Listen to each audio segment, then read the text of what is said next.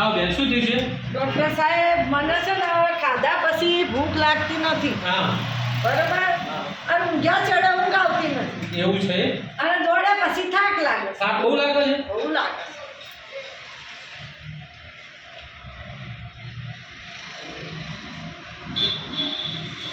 માજી, તમે તમારા ઘરવાળાનું લોહી બહુ પી ગયા છો.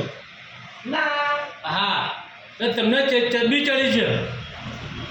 લોહી પી ગયા તમારા ઘરવાળા, તમે ઘડી કે બેસવા જતા નહીં, આ કરો પેલું કરો, ને તમને ચરબી કશું પણ કરાવતી નહીં. તમને ચરબી ચડી છે, બીજું કાંઈ નથી. બીજા તમે તમારા ઘરવાળા ટાપુ બતાવો, ઘરે પણ એક કામ બતાવો, લોહી પી ગયો છે તમારા ઘરવાળાના, તમે શાંતિથી રહેવા દો અને હેરાન ના કરશો. ઘરવાળો, મારી વાત સાંભળો, ઘરવાળો એક તમારો પતિ જ કહેવાય. કોઈ લેડીઝને પોતાના પતિને હેરાન કરવા નહીં. બહુ તો હેરાન કરતી જ નહીં.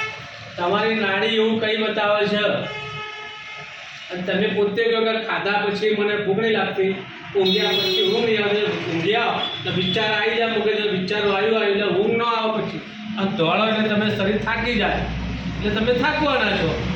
તો આ સત્ય હું તમને ગોળી આલું છું, બરોબર?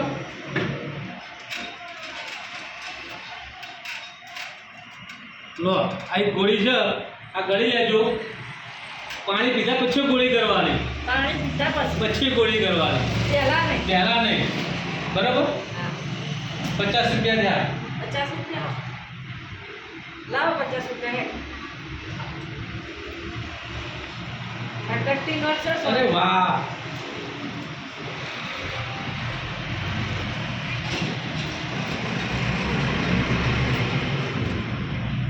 લો પછી આજે છૂટા નથી મારી પાસે. એવું? ચાલો. સારું.